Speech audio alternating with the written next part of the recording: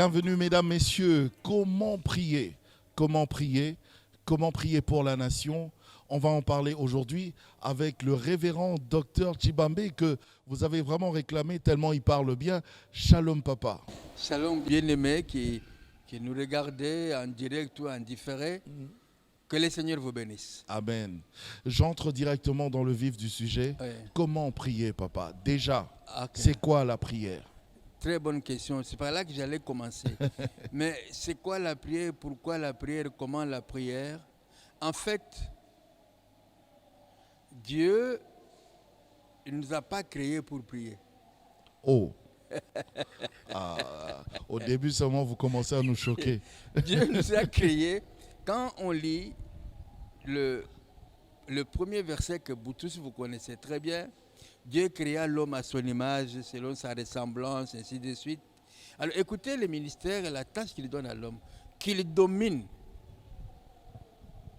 Très important. Et on n'a pas suffisamment de temps, il faut aller voir en grec, ça veut dire quoi, dominer. Dominer, vous connaissez, il y a depuis qu'on appelle les dominions, il y a les dominateurs. S'il y a un dominateur, c'est qu'il y a un dominé. Donc que l'homme domine, ça veut dire qu'à l'homme, Dieu avait donné l'autorité, la puissance sur toute la terre. Dieu, qui est puissant, il s'est limité, entre parenthèses, pour dire, bon voilà, j'ai fait la terre qui est physique.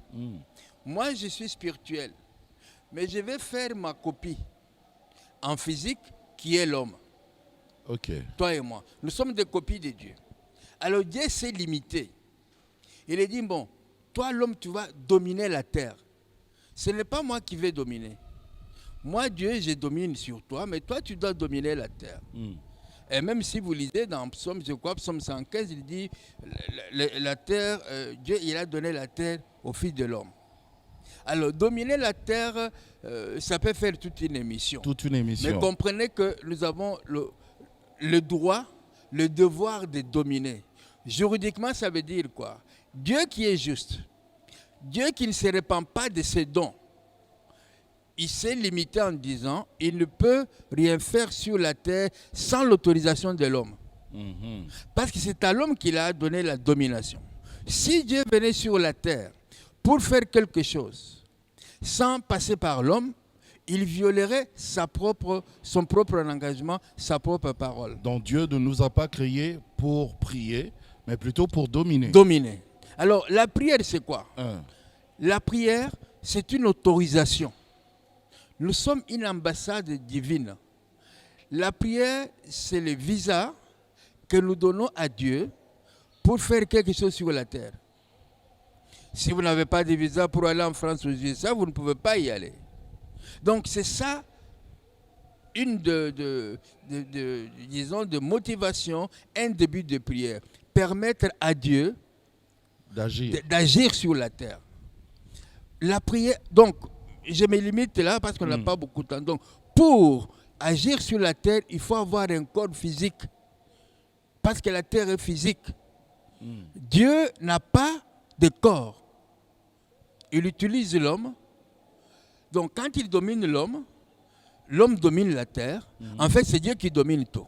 Okay. Donc, nous sommes obligés d'être en connexion avec Dieu pour faire sa volonté sur la terre. C'est ainsi que Dieu descend en Exode 3, devant le buisson ardent. Il dit à Moïse, voilà, j'ai vu combien mon peuple souffre. Je suis descendu pour les sortir. Bonne nouvelle, c'est bien. Alors Moïse, je t'envoie. Mais non, toi tu as dit que tu es descendu. Qu'est-ce que moi j'ai à faire là-dedans? Non, vas-y, moi je serai avec toi pour sortir le peuple. Moïse meurt, il est resté Josué. L'Éternel dit à Josué, mon serviteur Moïse est mort. Toi tu vas. Josué dit non. Moïse est l'homme des miracles. Moi je ne sais pas comment on fait les miracles. L'Éternel lui dit, je serai avec toi comme j'étais avec Moïse. Donc, Josué, sans Dieu, il ne peut rien. On peut continuer plus loin. Dieu veut sauver l'humanité. Il veut s'incarner. Il pouvait dire, je descends, je sauve l'humanité. Mais il aurait triché. Donc il a dit, non, je vais venir sur la terre à la manière normale que j'ai prévue. Voilà comment il va s'incarner à Marie. C'est pourquoi il lui dit en Jean 10, le voleur, c'est celui qui entre par la porte. Satan n'a pas de carte, on ne connaît pas où il est né. Mais Jésus est entré dans le monde par la porte. Donc, alors, la prière permet à Dieu, je vous prends au mot, d'agir ici sur la terre. Et puis, vous avez encore dit, d'ailleurs vous avez commencé par ça, que Dieu ne nous a pas créés pour prier, mais il nous a créés pour dominer. Alors, voici la question. Pourquoi, aujourd'hui, par exemple, ce soir, dans cette émission, vous ne nous apprenez pas carrément à comment dominer, mais vous voulez nous apprendre à comment prier? Parce que si nous ne prions pas, nous ne dominons pas. En fait, ce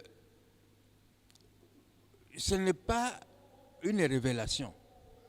Nous savons que tout l'effort que Dieu avait mis en œuvre pour créer l'homme et la terre, il a donné à l'homme. Après, nous savons ce qu'Adam a fait de la confiance. Parce qu'Adam avait trahi Dieu. Nous savons comment il a fait de la confiance que Dieu avait mise en lui. Il a abusé. Non, il a carrément. Il a trahi. Il a donné ça à Lucifer. Mais regardez comment Lucifer nous dit une vérité que beaucoup ne connaissent pas. Lucifer, le diable, il va tenter Jésus. Il lui dit, tu vois tous ces royaumes, moi je peux te les donner pour que tu domines. Parce que ça m'a été donné. Qui lui a donné? Ce n'était pas Dieu. C'est Adam qui lui a donné. Donc, et Jésus lui-même, dans un de ses messages, dit, les princes de ce monde viennent. Un prince, c'est celui qui a l'autorité sur un territoire donné. Donc, qu'on le veuille ou non, l'ennemi a été vaincu à la croix. Jésus a mis à notre disposition tous les éléments. Il nous a donné l'autorité. Parce que tout enfant, nous sommes en Christ. Être en Christ, c'est comme un morceau de saucisse dans un morceau de pain qu'on appelle sandwich. Autour, c'est Jésus. Non, autour, c'est nous plutôt. Et Jésus, c'est qu'on appelle là-bas hot dog. Nous sommes les hot dogs. Bon, alors, parce que nous sommes en lui, il nous dit tout ce que vous ferez en mon nom. Parce que Satan connaît le nom de Jésus.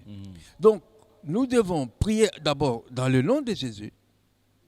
Et quand nous prions dans le nom de Jésus, celui qui est en nous, il va continuer à dominer comme il le faisait du temps d'Adam. Mais hélas, tout le monde n'est pas encore en Jésus. Voilà pourquoi, avec bâtir le Congo avec Jésus, on va en parler d'ailleurs, a comme finalité, toute la terre du Congo doit confesser que Jésus est Seigneur. Ok, on va y arriver, on aura vraiment le temps d'en parler. Mais prier au nom de Jésus, dans le nom de Jésus, c'est pas ce que nous faisons déjà? Ok. Vous savez, Jésus n'a pas appris à ses disciples comment prêcher. Il leur a appris comment prier. Donc, prier est un art, A-R-T. Un art doit s'apprendre. Si les disciples, pourquoi les disciples ont-ils demandé à Jésus de leur apprendre comment prier? Non seulement parce qu'ils ont vu que Jean-Baptiste avait appris à ses disciples comment prier, mais ils ont constaté une chose. C'est que tout le matin, pendant qu'il était sous leur couette ou leur drap, peu importe, Jésus n'était pas avec eux. Et quand il revenait, on lui dit, Lazare est mort. Il dit, ok, Lazare est malade. Non, il a reçu le calendrier journalier de la part de son père. Il a reçu le plan d'action du jour. Et il fait selon la volonté de son père. Alors, ils ont vu que cet homme-là, Jésus, il était différent. Il dit, non, maître, nous sommes avec toi. Ce que tu fais là, nous voulons aussi le faire. Et tu ne veux pas nous apprendre à prier. Donc, le grand problème, c'est que beaucoup d'enfants de Dieu, ils n'ont pas appris à prier. 2, ils ne veulent pas apprendre à prier. 3, ils ne se mettent pas eux-mêmes en question pour dire, mais j'ai prié. Ça ne va pas. Alors, est-ce que c'est Dieu ou c'est moi? Alors, un principe général que j'aimerais partager avec nos frères, ceux qui nous regardaient, Dieu est la vérité. Quand, dans les choses de Dieu, quelque chose ne va pas, il faut d'abord avoir le courage de vous regarder en face. Okay. Est-ce que j'ai fait ce que la parole de Dieu me demande de faire? Donc, nous devons apprendre à prier. Ça veut dire quoi? D'abord, il dit, quand vous priez, dites « Notre Père ». Donc, si Dieu n'est pas ton Père, Dieu n'entendra pas tes prières. Okay. Il faut d'abord que toi, tu sois le fils de Dieu. Tout le monde n'est pas fils de Dieu. On devient fils de Dieu par foi. À tous ceux qui m'ont reçu, à ceux qui croient en mon nom, j'ai donné le pouvoir de devenir enfant de Dieu. Donc, il faut être converti. Alors, aidez-nous déjà, avant d'évoluer, aidez-nous à comprendre déjà sur ce sujet-là, sur ce plan-là, ce premier point. Okay. Parce que j'avais suivi un évangéliste quelque part sur les réseaux sociaux qui dit on ne devient pas enfant de Dieu, mais on est enfant de Dieu. Qu'est-ce que vous dites? C'est qu'il a une autre Bible. Parce que la Bible que moi je connais, tout le monde naît enfant de Satan. Mais il a donné l'exemple, il a donné l'exemple de Jérémie, à qui Dieu a dit, mais avant que tu ne sois cette masse informe dans le ventre de ta mère, David, je te connaissais. C'est vrai. Mais il ne le connaissait pas physiquement. Bon, si vous permettez, je prends 5 petites minutes. D'accord. Nous sommes tous éternels. Avant que nous soyons sur la terre, nous étions dans la pensée de Dieu.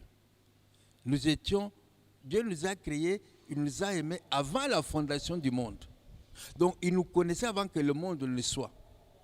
À un moment donné, je prends mon cas, il dit, tiens, voilà, cet esprit, Tshibambe, je vais l'envoyer sur terre. Voici sa feuille de route.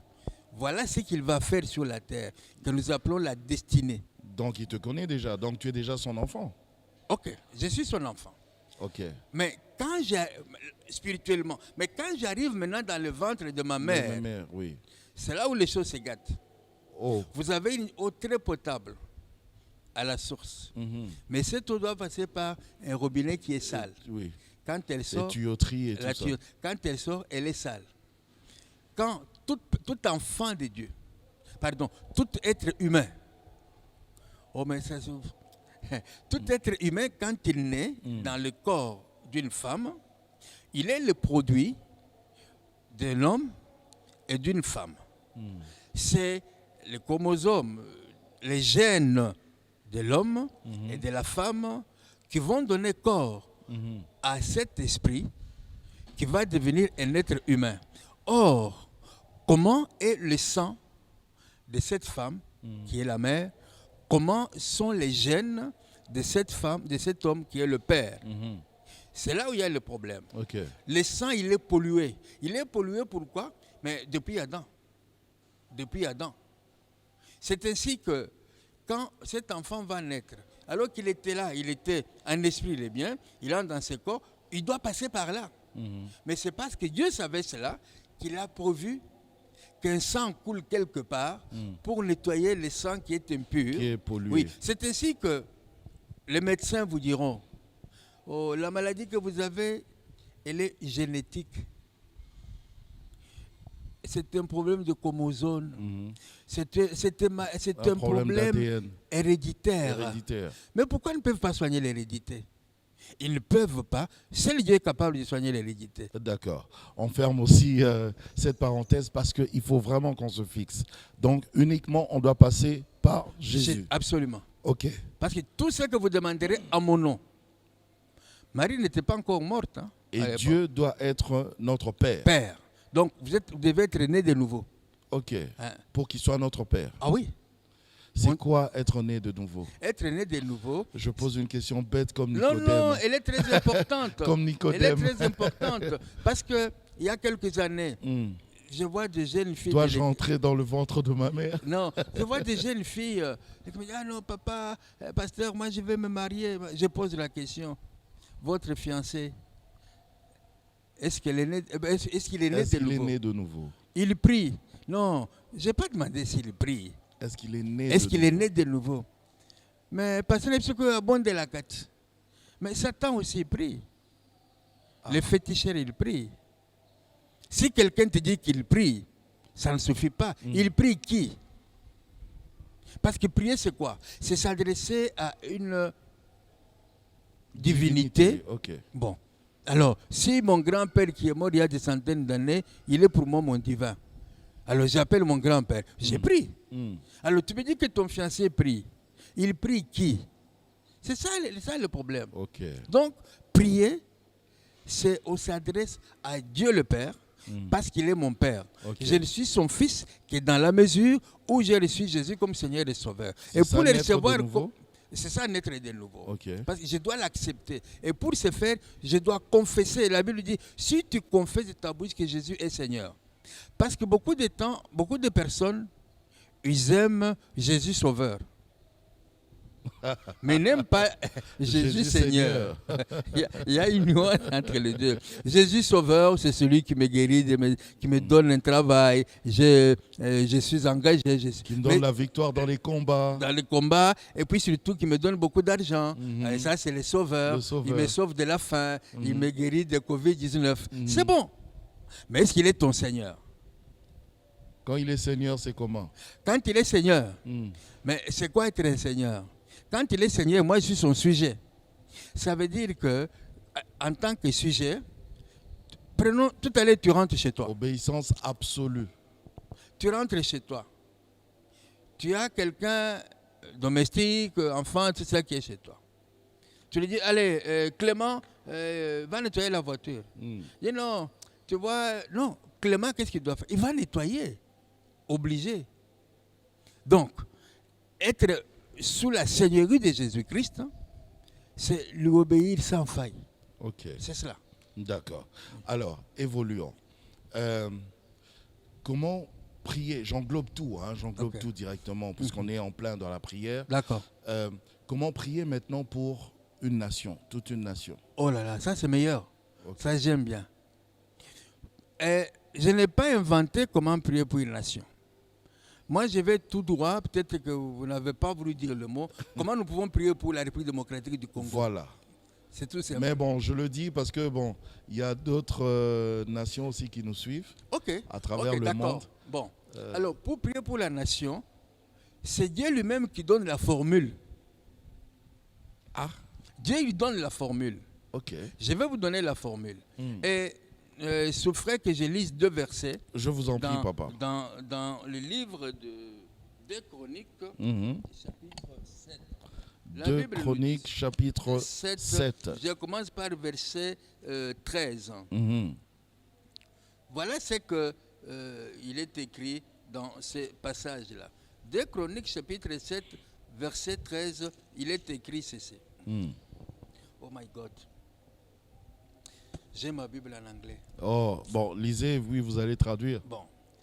Quand je fermerai les portes du ciel et qu'il n'y ait point de pluie, quand je commanderai aux locusts de dévorer le pays, quand j'enverrai la plague dans mon peuple. Donc, ici, la Bible ne dit pas si. Il dit quand. Si n'est pas quand. Si c'est conditionnel. Quand, ça veut dire que moi, Dieu, créateur, il m'arriverait que je fasse ça à cause de ça, ça, ça. Parce que les gens s'imaginent que Dieu, comme il est le bon Dieu, il ne punit pas. Il est tellement bon qu'il supporte même les bêtises. Non.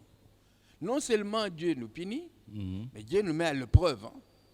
Et Dieu récompense, et Dieu nous bénit. Okay. Alors il dit, si nous faisons ces choses-là, alors je crois que je dois voir la version en anglais, peut-être sur un bout de papier, je vais lire. Il dit ici, ah oui, j'ai la version française. Quand je fermerai les ciels, la pluie qui tombe, ce n'est pas parce que les féticheurs a prié dans le coin, c'est Dieu qui a permis que la pluie tombe. Okay.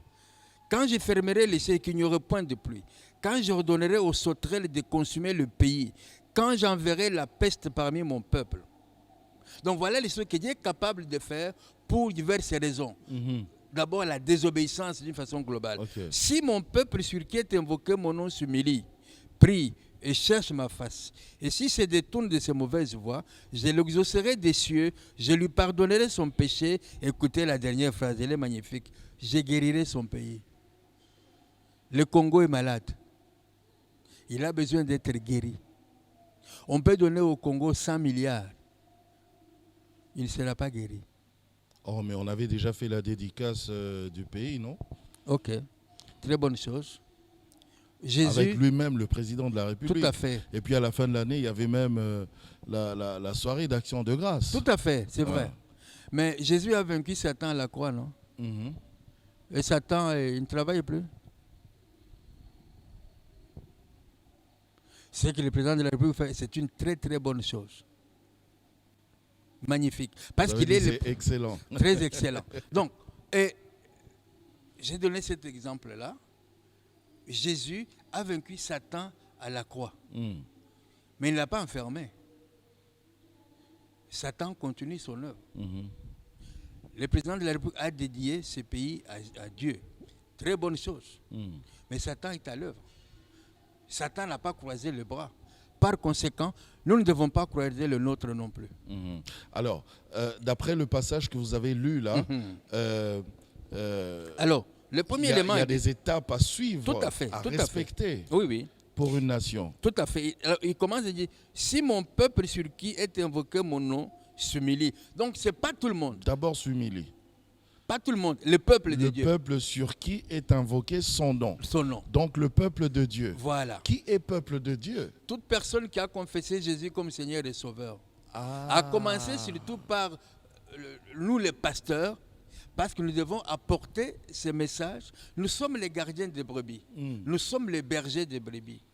Et quand vous voyez dans des pays pastoraux, le berger ne va pas amener les troupeaux de brebis n'importe dans quel pâturage. Il doit l'amener vers le vert pâturage. Donc nous avons la responsabilité de faire comprendre au peuple de Dieu que vous êtes le peuple de Dieu et que nous devons nous humilier pour la prière. C'est quoi s'humilier? C'est quoi s'humilier? S'humilier, oh mais ça c'est magnifique. S'humilier, c'est reconnaître d'une façon globale que je ne suis rien. Je suis, on peut m'appeler archiprophète, tout ce que vous voulez, mais je dépends de quelqu'un. Devant cette personne-là, je reconnais que sans lui, je ne suis rien. Je ne peux rien faire. Ça, c'est une chose. Deuxième chose, je dois reconnaître que, je ne suis même pas digne. C'est une grâce exceptionnelle qui me donne. Je ne suis pas digne de faire ce qui... Donc, s'humilier aussi, c'est reconnaître. Quand je dis que je ne suis pas digne, je dis, bon, je dois m'humilier. Par exemple, j'ai mal fait. J'ai mal fait. Et dans l'humilier, il y a le fait aussi du fait que je t'ai causé du tort. Ok. Vous savez, les parents... C'est une sorte de mea culpa. Voilà. Beaucoup de parents ne demandent pas pardon à leurs enfants parce que oh, c'est mon fils, qu'est-ce que ça fait? Non, papa, maman, si tu as fâché... Ou d'épouses qui ne demandent pas au mari ou mari qui ne demandent pas à l'épouse. Les épouses demandent facilement. Mais l'homme dit, mais je l'ai épousé, j'ai donné mon argent. Non, c'est un être humain créé à l'image de Dieu. Donc, quand tu demandes pardon à quelqu'un, c'est un signe d'humilité. Quand tu pardonnes à quelqu'un, c'est un signe d'humilité. Voilà, sa parole, nous devons commencer. Donc même quand tu pardonnes, c'est un signe d'humilité. Oui. Ok. Parce que normalement, quand quelqu'un t'a fait du mal, qu'est-ce que tu vas lui montrer? Je peux le mettre en prison. Je peux lui dire, toi et moi, c'est comme j'ai entendu un serviteur de Dieu, entre guillemets, j'ai décidé de ne lui jamais parler. Mais le matin, il va se mettre à genoux pour prier. Pour prier. Alors que la Bible lui dit, pendant que tu fais ton sacrifice, si tu reconnais que tu as un problème contre quelqu'un, laisse là ton sacrifice. Va d'abord te réconcilier avec ton frère. On ne dit pas que ton frère a raison. Même si c'est toi qui as raison, tu dois te réconcilier avec lui. Arrange cette situation. Oui, oui. Ne laisse pas ça comme ça. Non, non. Éphésiens 4, 27. Si tu te mets en colère, ne pêche pas. Il continue en disant, c'est normal que l'homme se mette en colère. Il a des émotions. Mais la Bible dit ne pêche pas. Ça veut dire quoi? Ça veut dire que quand tu te mets en colère, que le soleil ne se couche pas sur ta colère. C'est ça péché? Non. Parce que quand le soleil va se coucher sur ta colère, tu as ouvert la porte à l'ennemi. Parce qu'il dit, ne donnez pas accès au diable. Le passage continue comme ça. Oui. Donc, Dieu nous dit, Jésus même le dit dans Matthieu 5, aimez vos ennemis, priez pour eux. Romains 12 dit, à moi la vengeance, à moi la rétribution. Donc, si je ne pardonne pas mon ennemi, ou si je ne pardonne pas mon frère, à ma femme ou ma fille, ça veut dire que je suis plus que Dieu. Or, Dieu, il pardonne. Il y a même un verset qui dit, il ne se lasse point de pardonner. Et je dois vous dire que personnellement, je reste toujours frappé. Adam, Ève, ils ont trahi Dieu. Il leur demande, où est-ce que vous êtes? Nous sommes nus. Non, on ne t'a pas demandé qu'est-ce que tu portes. C'était pas ça la question d'ailleurs. Alors il dit, mais est-ce que vous avez mangé du fruit? Il ne dit pas qu'il a mangé. Il dit que c'est la femme qui lui a donné. Mais il t'a donné pour jeter ou bien qu'est-ce que tu l'as fait? Bref, la Bible dit, Dieu va habiller Adam, Ève, de peaux de bêtes. Pourquoi? Parce qu'il ne pouvait pas garder contact avec ces gens-là sans le sang. Donc, en quelque sorte... C'est Dieu qui a fait le premier sacrifice. Hein? Ah oui.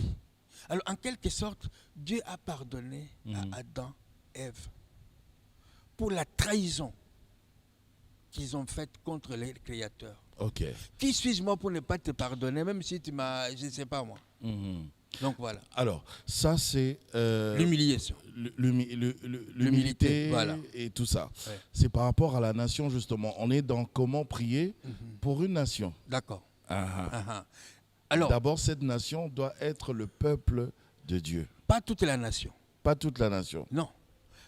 Dieu n'a pas besoin d'une multitude.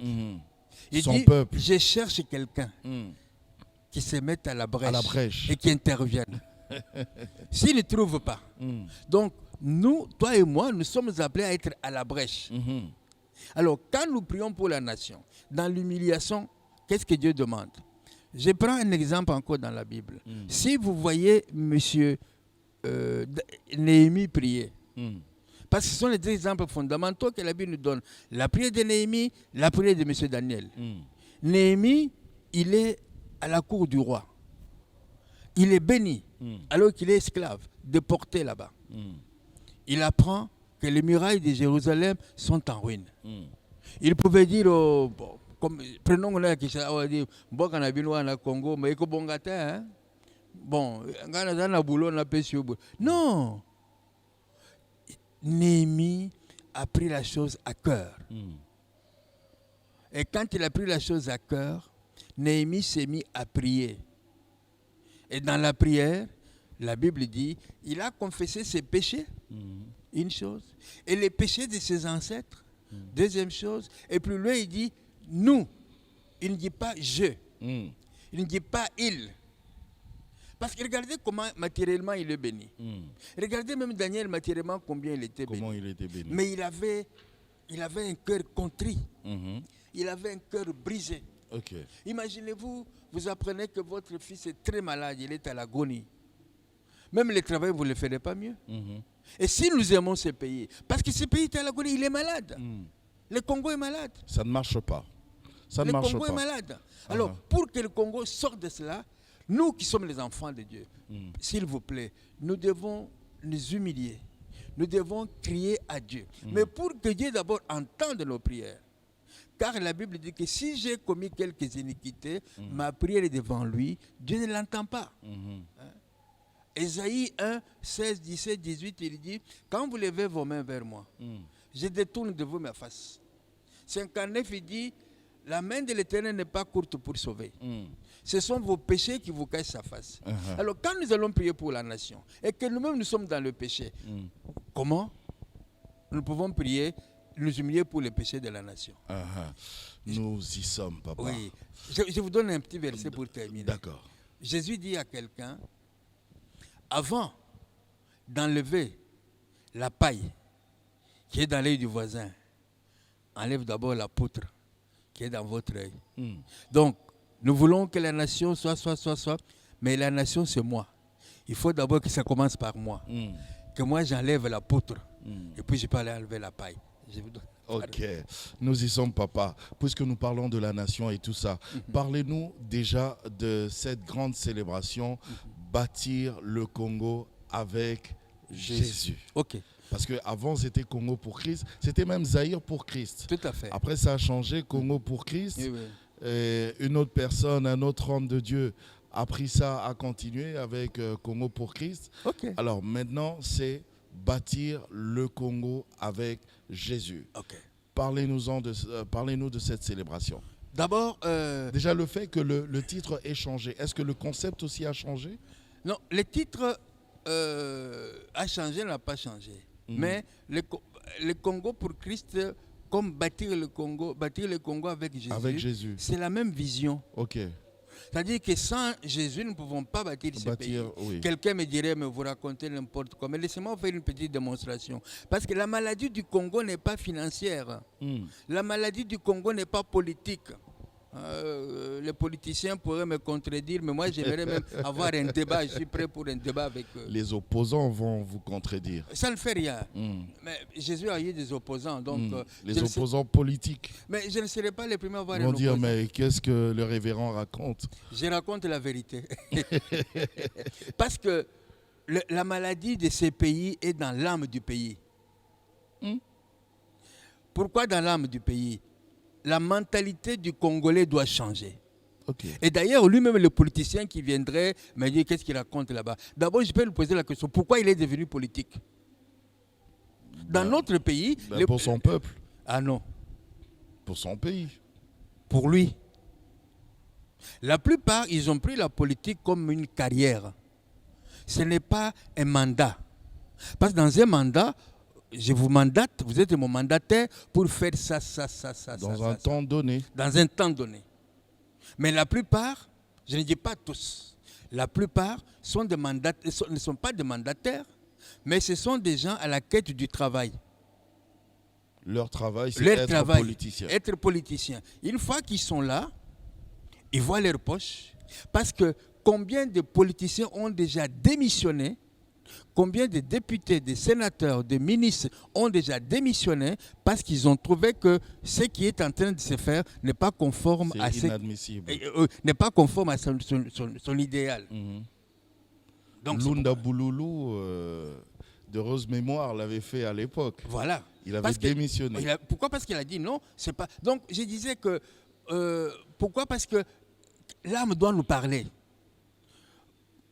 Brièvement. Dans l'âme de l'homme, c'est là où il y a la pensée. C'est là où il y a la volonté. C'est là où il y a les émotions. Quel est le traitement médical que l'on peut donner à l'âme pour qu'il change les pensées? Il n'y en a pas. Mais c'est la parole de Dieu. Regardez les jours de la Pentecôte. Pierre prêche. Le Saint-Esprit est à l'œuvre. Et la parole était tellement puissante que le peuple de Jérusalem, à ce moment-là, ils disent, mais, oh mes frères, qu'est-ce qui se passe? Qu'allons-nous faire? Nous, on ne savait pas que c'était un enfant de Dieu. On savait que c'était un usurpateur. Pourquoi? Parce que la Bible déclare que la parole, elle est puissante.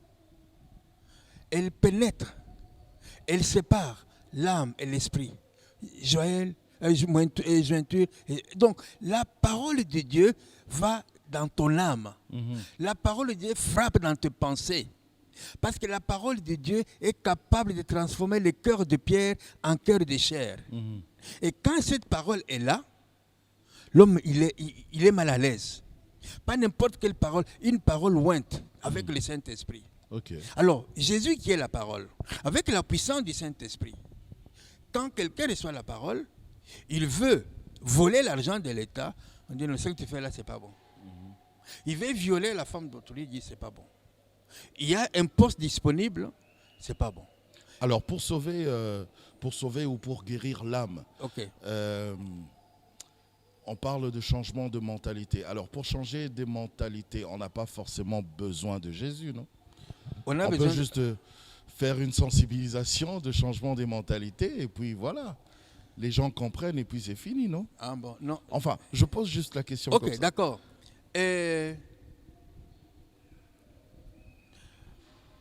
C'est tissu, allez, prenons que c'est du coton. Il est déchiré. Je le dis parce qu'il y a d'autres pays où on ne confesse pas Jésus, mais voilà, ils évoluent, ils connaissent les valeurs. Ok, mais c'est que beaucoup de gens semblent oublier.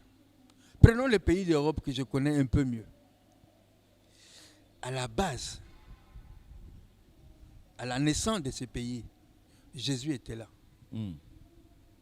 Et si vous prenez la France, si vous prenez l'Allemagne, vous avez connu Calvin.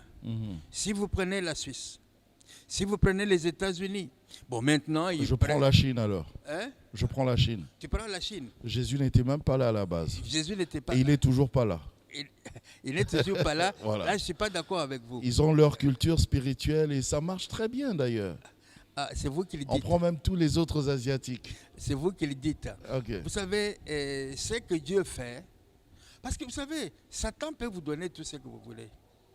Mais la fin... Enfin, je parle de cette question, papa, parce que ici, là, c'est Jésus, Jésus, Jésus par là, Jésus de l'autre côté, mais ça n'évolue pas, ça ne marche pas, le Congo. D'accord. Okay. Je vais vous poser aussi une question. L'Éternel a apparu à Moïse dans le désert. Il lui dit, voilà, je t'envoie libérer mon peuple pour l'amener dans la terre promise. Ça a mis combien de temps? Minimum 40 ans. Minimum. Et prenons Abraham. L'Éternel dit à Abraham, je ferai de toi le père d'une grande nation. Toutes les familles du monde seront bénies en toi. Quand Israël a commencé à être béni, Abraham n'était pas là. Donc, moi je répondrai ceci. Dieu, il est le maître des temps et des circonstances. Il fait toutes choses en son temps. Ce n'est pas nous qui devons déterminer à Dieu. Dieu, nous avons prié, nous avons invoqué Jésus, allez maintenant agir. Non. Ça, c'est ce que nous voyons. Mais je peux juste décider, toute ma nation, on peut juste décider de changer des mentalités et puis ça va aller. On n'a pas forcément besoin de Jésus, non? Si. Ouais. Quelle est une nation qui est changée de mentalité parce qu'il a décidé de changer de mentalité? Nous savons, nous, les antivaleurs qui détruisent notre nation.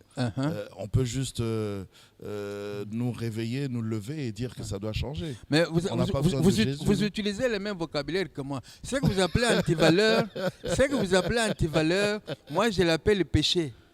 Et l'homme ne peut pas effacer un péché. Ma question, papa, c'est est-ce que c'est seulement Jésus qui doit changer? Est-ce qu'on doit seulement bâtir la nation avec Jésus, la nation congolaise?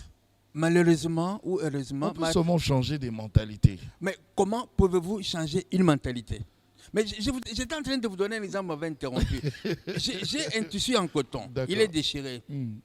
Je prends un morceau de journal pour réparer ça. Vous allez dire que je suis qui? Fou. Pourquoi? Parce que c'est inacceptable, c'est pas cohérent. C'est pas cohérent. L'âme est spirituelle. La parole de Dieu est spirituelle. Les spirituels soignent les spirituels. Mais vous pouvez aussi, les tissus, vous pouvez mettre du papier.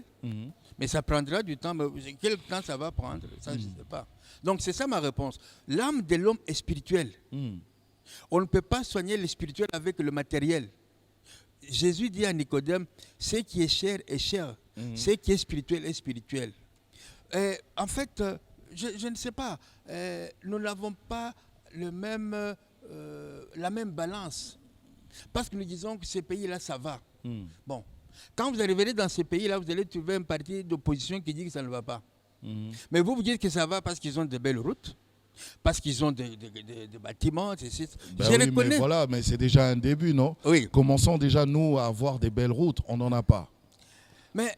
Commençons déjà à avoir quelque chose à manger à table 3 fois par jour. On n'en a pas. Commencez aussi par changer... Commençons à avoir l'eau, l'électricité. Il n'y en a pas. Commencez aussi par accepter Jésus. Est-ce que ça, il faut seulement Jésus, papa? Oui. Mais vous pouvez... Avec tous les intellectuels qu'il y a vraiment dans ce pays? On n'a pas besoin d'intellectuels. Moïse avait fait que l'université. Moïse avait fait que l'université. Je vous donne un exemple, parce qu'il fallait des intellectuels. Un jour, j'ai entendu le fait président Mobutu dire, j'ai pris dans mon gouvernement les professeurs d'université. Je ne sais pas si vous vous rappelez de ces discours-là. Ça ne marchait pas. Ce n'est pas l'université qui change, c'est la mentalité de l'homme. C'est-à-dire que le Congo, il est ce que nous voulons qu'il soit. Changer de mentalité, j'ai dit, moi, Tshibambe, j'ai dit, tonton Jaco, tu dois changer de mentalité. Mais moi, je ne veux pas changer. Le changement doit commencer par moi. C'est ça le problème. Moi, je peux dire, voilà, faites ceci les Congolais, faites ceci. Mais est-ce que moi, j'ai changé? Si je me promène, par exemple, avec un habit déchiré, d'accord. Est-ce que j'ai besoin de Jésus vraiment pour que je vois que ça ne se fait pas de se promener avec un habit déchiré? Mais vous parlez de deux choses différentes. Il y a la mentalité. Moi, je vous prends vous avez dit bâtir le Congo. Tout à fait. Avec Jésus. Bon, quand je dis bâtir le Congo avec Jésus, c'est bâtir l'homme. L'homme congolais. D'accord. Laissez-moi revenir répondre à votre question. Donnez-nous seulement l'importance de Jésus dans... Bon, ok. Jésus, il est la parole. La parole va là où aucune parole de l'homme ne peut aller. Par conséquent, si l'homme reçoit la parole de Dieu, qui va le toucher dans sa conscience, l'homme va changer. Tous les partis politiques, tous les gouvernements, ils parlent des changements, le parti au changement. Mais pourquoi nous ne voyons pas ces changements-là? Parce qu'on a essayé avec la politique, ça n'a pas marché. Mais pourquoi ne pas essayer avec Jésus? Donc Jésus, au fait, c'est la base alors? Mais ce n'est pas la base, c'est la fondation. Ah, carrément. Oui, bon, je vous donne, prenons l'exemple de l'Allemagne, prenons l'exemple de la France. Vous savez que la France et l'Allemagne étaient en conflit depuis 1918. Première guerre mondiale, deuxième guerre mondiale. Mais maintenant, la France et l'Allemagne, grâce à la parole de Dieu, si vous demandez aux patriarches de la France, ils vous diront, j'ai un ouvrage qui parle de les facteurs manquants. Il y a un mouvement qui s'appelle réarmement moral. Grâce aux hommes de Dieu de ces mouvements-là, ils ont pu régler le problème en Rhodésie du Sud. Il y avait Robert Mugabe, Sitole, il y avait Ian Smith. Mais ces gens sont allés leur parler de Jésus. Et ça a permis d'atténuer leurs différences. Et je prendrai encore l'exemple même de l'Afrique du Sud. L'Afrique du Sud, ces gens de réarmement moral sont allés en prison. Ils ont vu Nelson Mandela. Ils lui ont parlé de Jésus. Et Mandela était pris pour un fou. Quand il est sorti devant le peuple sud-africain, on attendait qu'il se venge. Il se venge. Il dit, je suis avec mon frère de Claire, le peuple, les Anous, comment ça s'appelle ça? Enfin, Zulu? Non, les partis politiques. L'ANC. Il dit, mais comment ce monsieur t'a mis en prison? Il t'a malmené? Tu l'appelles ton frère? Pourquoi? Parce qu'il avait reçu la parole de Dieu qui avait changé sa mentalité. Et pour essayer de coacher Monseigneur Desmond Tutu, il était là pour amener la finalisation de ces changements de mentalité. Donc il faut Jésus. Il faut Jésus, je regrette. Alors, parlez-nous, puisque ça va vite le temps, et pourtant vous parlez très bien. Parlez-nous alors de cet événement. Ce sera en décembre, hein, papa? Le 12 décembre, dans cette salle Via Nova, Route Nouvelle, j'ai béni, c'est bien ce nom-là. Nous allons avoir une réunion spéciale où nous allons ensemble prier, ou plutôt nous humilier. Parce que d'abord, souvent quand on prie, dire Seigneur, bénis les Zaïre ou le Congo, mais les péchés que nous avons commis dans ces pays, ces pays qui, bien sûr, le président l'a consacré à l'Éternel Dieu. Mais nous continuons à pécher. Nous les pasteurs, nous continuons à vivre dans l'adultère, dans le mensonge, dans la compromission. Et cela mis de côté. Et il y en a qui nous continuons à vivre dans la magie. Et même pas pour ça. Quand Daniel prie, il ne dit pas, oh tu vois, Israël a fait ça. Non, il dit, nous. Donc c'est ça que je pourrais appeler l'intercession communautaire. Alors, ce sera le 12 décembre de cette année, bien sûr, à la salle Via Nova. À partir de 9h du matin, à partir nous sommes de là 9h jusqu'à déjà. 18h. Okay, l'entrée est gratuite. L'entrée est gratuite en plus. Oui. Donc, Via Nova, croisement des avenues Prince de Liège et avenue de la Science. Donc, c'est juste en face de Isipa, voilà. Vous connaissez. Donc, on va tous s'y rendre. À partir de 9h, c'est gratuit. Nous viendrons nous humilier. On va s'humilier. Pour le Congo. Voilà. D'abord, très important. Le 12 décembre. Nous qui sommes enfants de Dieu, nous devons faire comme Néhémie. Nous devons faire comme Daniel. Voilà. Nous devons crier à Dieu. Voilà. Comme disent les anglophones, save the date. Ouais. Voilà. Merci, révérend docteur Chibambe. C'est nous qui remercions cette chaîne de télévision qui est une bénédiction pour nous. Amen. Vraiment, suivez, posez des questions et nous serons beaucoup plus détaillés pour vous donner les réponses qui feraient défaut. Mais bien sûr. Merci de nous avoir suivis. Au revoir.